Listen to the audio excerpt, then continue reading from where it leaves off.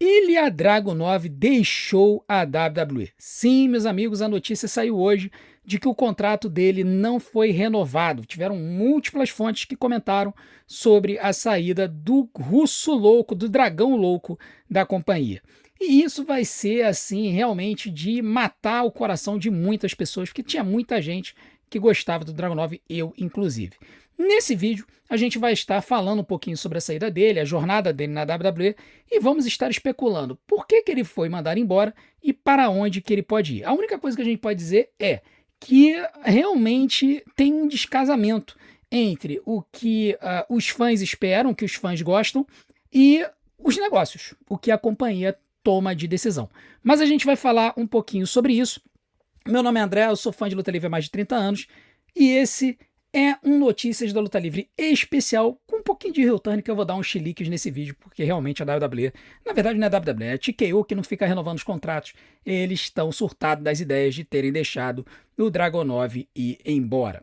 Bom, o Dragunov, ele tem uma jornada na WWE, quem acompanha o main roster, né, pensa assim, o Dragunov é coisa recente, é papo de 2 anos atrás na WWE. Só que ele, na verdade, ele estreia lá em 2019, na época da NXT UK. Ele estreou no dia 15 de maio de 2019, naquela estratégia da WWE de criar um pé na Europa, né? Fazer uma companhia sua na Europa. A estratégia da WWE, que inclusive a ideia era até expandir, era fazer um NXT Japão, um NXT América do Sul, a estratégia da WWE era criar fontes de lutadores nos diversos continentes. Em vez de mandar scout, simplesmente criava a companhia nesse local.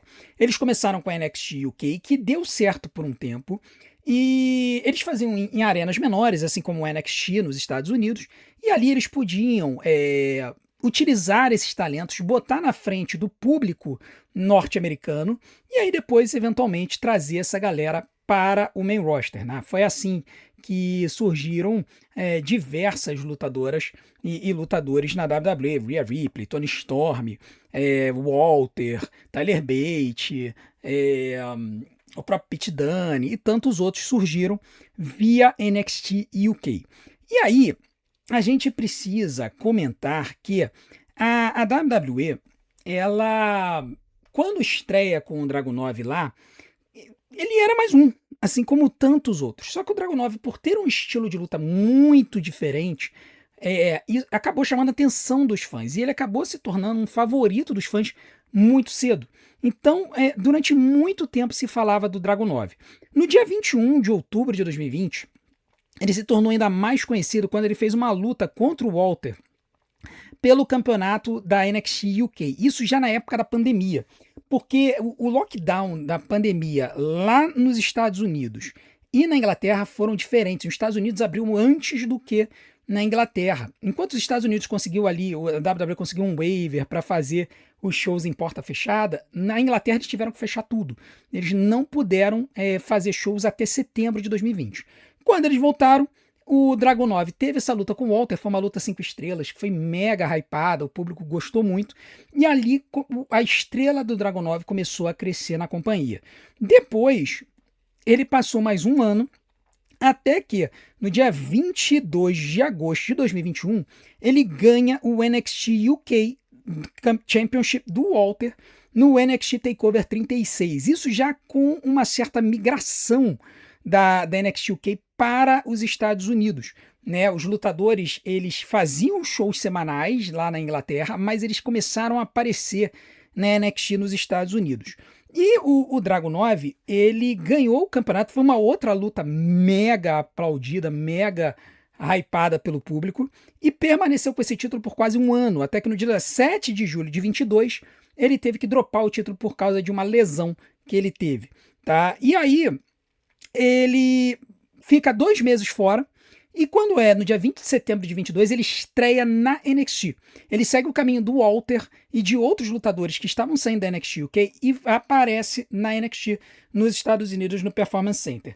E ali ele fica batendo na trave do campeonato da NXT durante algum tempo, né? Até que no dia 30 de setembro de 23, ele ganha o campeonato da NXT do Carmelo Reis.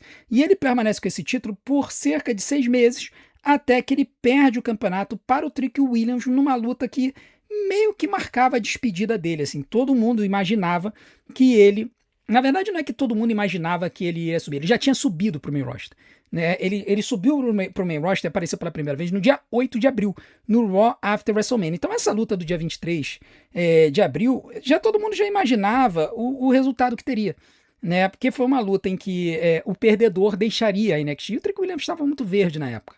Então, o Dragunov, ele perde o título, dropa o título, né? E aí ele vai e fica no main roster. E quando o Dragunov ele entra no main roster, ele chega mega hypado, porque o público já conhecia ele, já sabia quão bom ele era.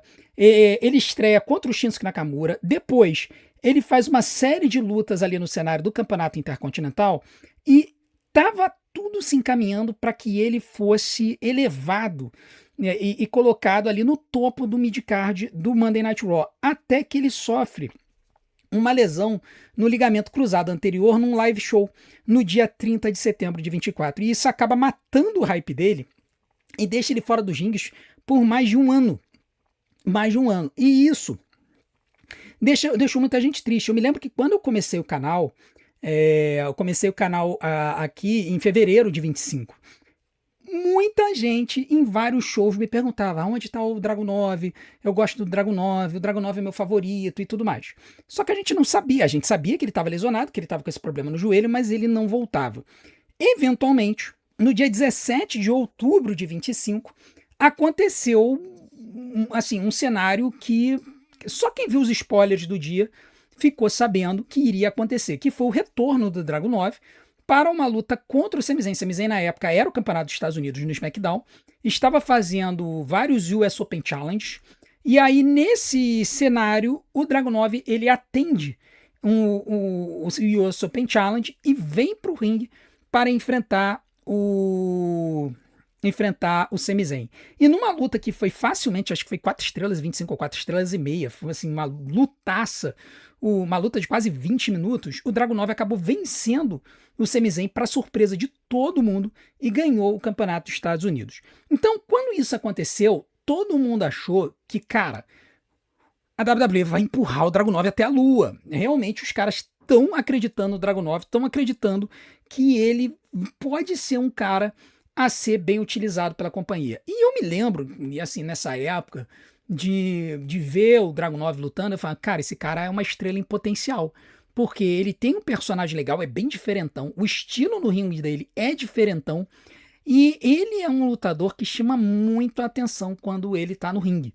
Ele realmente consegue ter luta boa com todo mundo. Durante a jornada dele como campeão dos Estados Unidos, ele manteve o US Open Challenge. E todas as lutas que ele fez foram lutas muito boas. Não teve uma luta do Dragunov que foi ruim nesse período. Todas as lutas do Dragunov foram muito, muito boas. Até que, quando a gente achava que de repente a WWE ia manter o título no Dragunov por um tempo, quando chegou no dia 19 de dezembro de 2025, uma gravação para o SmackDown do dia 26, que aconteceu ali na semana do Natal, a WWE fez ele perder o US Open Championship para o Carmelo Reis, que também era um lutador que a galera estava pedindo para poder ter uma chance e tudo mais. Só que assim, veio meio que do nada, né, a derrota do Dragunov. Assim, poxa, por que fazer o Dragunov perder tão rápido, considerando que ele só tinha ganho o título 2 meses antes? A verdade é que nessa época a gente não tinha no SmackDown uma seriedade na construção narrativa do Campeonato dos Estados Unidos. O cenário de US Open Challenge era, na verdade, uma muleta para a WWE não ter que ficar gastando cartucho e energia para construir boas rivalidades nessa divisão. Porque se você constrói ali uma boa rivalidade, você perde ali tipo um mês e tal, até fazer uma luta. O US Open Challenge acontece toda semana, então eles correram a divisão dos Estados Unidos inteira, a divisão do midcard inteira. E aí o Dragunov perdeu o título para o Carmelo. O que a gente pensou? Das duas, uma. Ou o Dragunov, ele vai continuar sendo elevado, vai ganhar o título de novo mais pra frente, rivalizando com o Carmelo, ou numa sandice ele vai começar a bater de frente com a galera do topo, né? De repente ali, numas lutas de duplas, alguma coisa assim, de repente a WWE vai começar a colocar o Dragunov para cima, considerando que o público gostava muito do Dragunov. Só que a situação ela começou a ficar estranha quando o Dragunov já não estava mais entrando no ringue, ele estava meio cabruncho, o Carmelo queria oferecer uma chance do Dragunov para lutar pelo título e o Dragunov não aceitava. Era um negócio esquisito demais. E aí isso permaneceu por um tempo. Quando foi no dia 31 de janeiro, no Royal Rumble, aconteceu o que eu comentei há pouco. No meio da luta, o Dragunov começou a mandar chops no Brock Lesnar e o Brock Lesnar não vendeu e começou a rir da cara do Dragunov, até que colocou ele no topo da corda e despachou ele para fora do ringue, eliminando o Dragunov como se não fosse nada. O Brock tirou o Dragunov para lixo nessa situação. E aí, depois disso, basicamente, o Dragunov sumiu do mapa.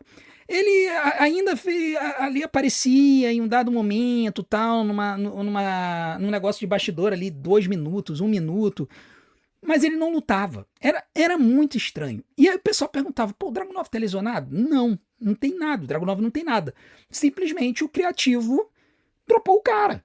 E aí, quando chegou no dia 17 de abril de 26, ele apareceu jogado no Andre the Giant Memorial Battle Royal, né, que é aquela batalha real em que a WWE pega todos os lutadores do roster e botam eles para aparecer no SmackDown antes da WrestleMania. Antigamente era na própria WrestleMania, para eles poderem ganhar o cheque do bônus que eles recebiam da WrestleMania.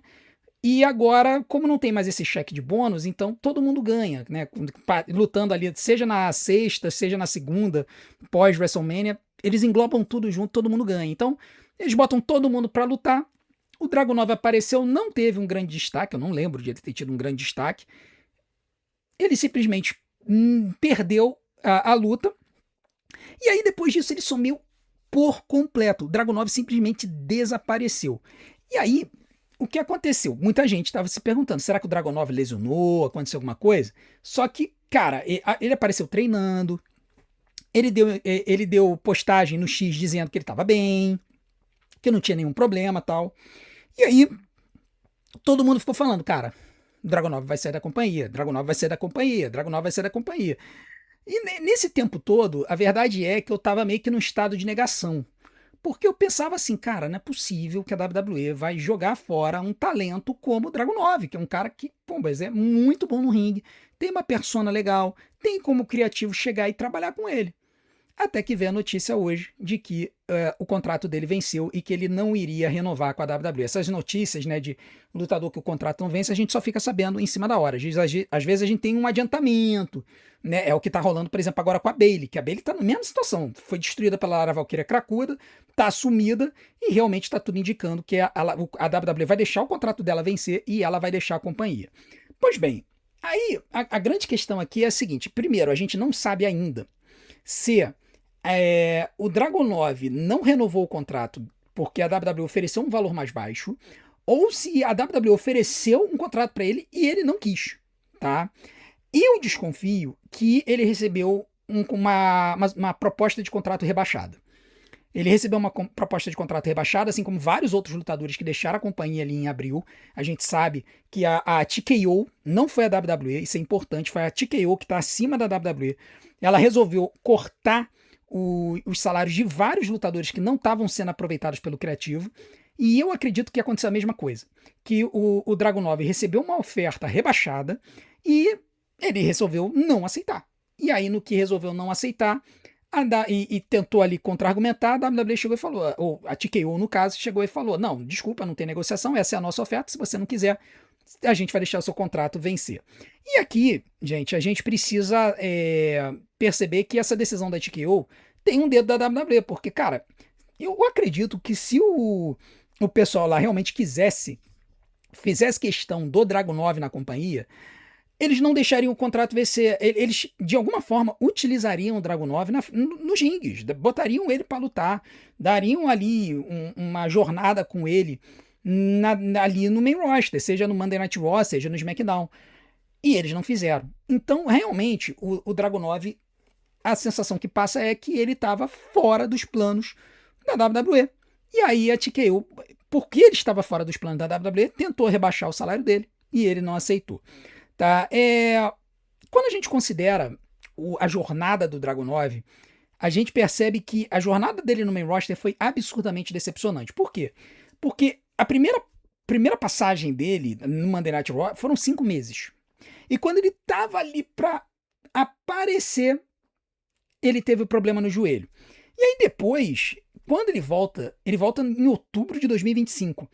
O tempo dele como um lutador relevante foi até o Royal Rumble, cara. Foram 3 meses, de 17 de outubro até 31 de janeiro.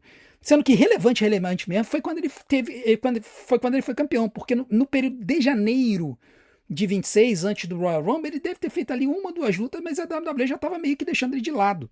E aí, depois do Royal Rumble, ele foi tirado para lixo. Então, assim, se a gente for somar o tempo dele na primeira parte no main roster e o tempo dele de relevância na segunda parte, ele teve 8 meses como um lutador relevante no main roster. Então, claramente, o Dragunov era um cara que simplesmente a WWE não sabia o que fazer. E é isso que é mais impressionante. A WWE tem um talento que é incrivelmente bom no ringue. Ele é um camarada que conseguia contar uma história no ringue. Era um lutador diferente, com um moveset diferente, mas que ao mesmo tempo era extremamente realista. E a WWE não soube aproveitar o cara, tá? Então, assim, o que eu posso cogitar, né? O que eu posso cogitar é que algumas coisas atrapalharam ele, né? Primeiro, a questão do idioma, assim, ele fala bem o inglês, ele fala muito bem, só que ele fala com um sotaque um tiquinho carregado, e assim, às vezes é bobagem, mas isso acaba fazendo com que o público não engaje.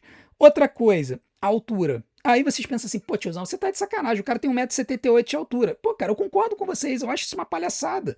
Mas a WWE, ela tá voltando a privilegiar os brutamontes. A gente teve um tempo que na WWE os lutadores mais baixos estavam sendo bem utilizados e agora voltaram a ter problema com o lutador baixo, entendeu? Então, assim, a questão do Dragunov ter 1,78 m, apesar de ele ser um cara forte, fazia com que a credibilidade dele no ringue ficasse meio perdida em comparação com outros lutadores, o que eu também acho um absurdo. Não adianta você chegar para mim e falar assim, pô, tiozão, tu tá viajando. Não, não tô. Eu também acho um absurdo. Mas quando a gente percebe os lutadores que a WWE mandou embora em abril, e a gente vê grandes talentos no ringue sendo mandados embora em abril, e a gente compara com agora, a gente só tem essa explicação. Entendeu? Tem outros lutadores que eu não sei como é que eles estão segurando. Tyler Bate, por exemplo, tem 1,70 m. Ele só tá segurando porque ele tá como bravo americano. Essa que é a verdade. Ele tá lá pra AAA, porque ele tá sumidaço também. Ele e o Ryo, que é o Pete Dunne. Então, assim, chegaram, botaram ele na frente do Brock Lesnar, o contraste do Dragunov com o monstro Brock Lesnar ficou latente, e aí os caras botaram na cabeça que não conseguem utilizar um lutador baixo contra um lutador alto, entendeu? Então é um negócio meio bizarro, é especulação minha, tá? E a outra especulação que eu dou é o estilo, tá? Tem mais duas. Uma delas é o estilo de luta do Dragunov, que por ser muito diferente, muito agressivo, poderia causar alguma resistência entre os lutadores. A gente não sabe disso, não tem reporte disso. Mas a gente sabe que tem lutador que às vezes chega e fala assim, pô, cara, tu bate demais, eu não quero trabalhar com aquele lutador. Pode ser, tá? Não tô chegando textualmente dizendo isso. Mas talvez o maior problema do Dragunov foi realmente que a persona dele de Dragão Louco nunca foi devidamente construída. Eles nunca fizeram ele translocar das ideias. Ele é um cara normal ali, que falava nos bastidores e tudo mais. E isso ficava um pouco descasado. Então, como eles não conseguiram criar uma persona forte pro Dragunov, ele tinha que mostrar o seu talento no ringue. E aí, quando você tem vários lutadores que têm muito talento no ringue, mas tem uma personalidade melhor, isso acabou afetando o Dragunov. Assim, em última instância, o que a gente tem que saber é que a WWE ela vai colocar os talentos na frente das câmeras com base em algumas métricas. A gente sabe que essas métricas, a gente não concorda muito com elas, mas eles usam essas métricas. Uma dessas métricas é engajamento nas arenas. Eu acho que o Dragunov tinha, mas de repente a WWE achou que outros tinham mais. Outra delas é engajamento nas mídias sociais. Se o cara, os segmentos dele são bem vistos nas mídias sociais, a WWE vai empurrar. E o Dragunov, por causa das lutas dele serem muito boas, sempre tinha um grande número de visualizações. nas suas lutas. Então, a única justificativa que eu posso ter é que talvez a terceira métrica que a WWE utiliza muito tenha falhado, que é a questão do merchandising. Tiozão, é um absurdo a WWE empurrar lutador com base em número de camisas que vende. Cara, o Vince McMahon também fazia isso, tá? Você chegar e dizer que era o Triple H, esquece isso. Se você voltar no tempo e você ver os lutadores que o Vince McMahon empurrava, ele sempre teve como métricas, se um lutador estava mega hypado com o público, eram o quanto que a audiência do show mudava na televisão quando ele botavam o cara na frente da tela, o hype do público, quanto que o público vibrava quando esse lutador aparecia e a quantidade de merchan que era vendido. Se um lutador vendia muito merchan, eles empurravam. O John Cena foi assim. O John Cena nunca virou heel na jornada dele porque o cara vendia a merchan como um doido e fazia marketing como um doido, divulgando o nome da WWE pro mundo inteiro. Então, o John Cena, ele virou uma máquina ali da WWE. Foi assim com o The Rock, com o Stone Cold, com o Shawn Michaels, com o Undertaker, com o Bret Hart, com o Hulk Hogan, com o Macho Man Randy Savage. Você pode listar quem vocês quiserem dos caras que foram os caras da companhia. Você vai ver Randy Orton, Roman Reigns, Seth Rollins. Todos eles são pessoas que faziam o público vibrar, que os segmentos deles na televisão faziam a audiência subir e eram mega vendedores de merchan. Tá? E essas três métricas sempre existiram na WWE. E, infelizmente, talvez o Dragon 9 não tenha movido merchan suficiente para justificar um investimento no contrato dele. E aí, de repente, acharam, o hype do público é legal, mas não é tanto assim. O estilo de luta dele é diferentão. Ele é um cara meio complicado da gente criar o criativo. Entenderam que não valia a pena mantê-lo na WWE. Agora, qual é o futuro do Dragon 9? Né? O Dragon 9 é um lutador que, assim, tá muito claro pra gente que ele vai provavelmente aparecer na AEW. Eu acho que o Tony Khan seria louco de não contratar o Dragon 9. O Dragon 9 ele tem um estilo clássico de lutador da AEW. Quanto tempo ele vai durar lá, aí a gente não sabe, porque vocês podem ver o que eu falei da carreira dele aqui na WWE, quantas lesões ele teve. Ele tá meio zoado, né?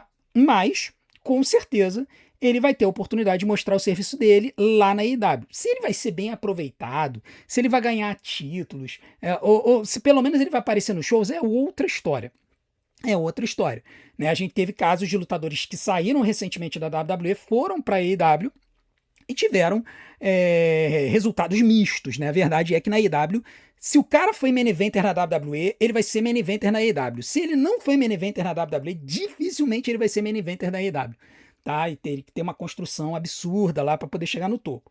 Então, assim, eu imagino que o Dragon 9 vai para a AEW, tá? Se ele não for para a AEW, aí ou ele vai para New Japan ou ele volta para Inglaterra, tá? Só pode ser esses dois cenários. Né? Ele que veio da Progress, lá da Inglaterra. E assim, cara, quem gosta do Dragon 9 vai ter que acompanhar essas ligas para poder continuar acompanhando ele. É realmente é lamentável.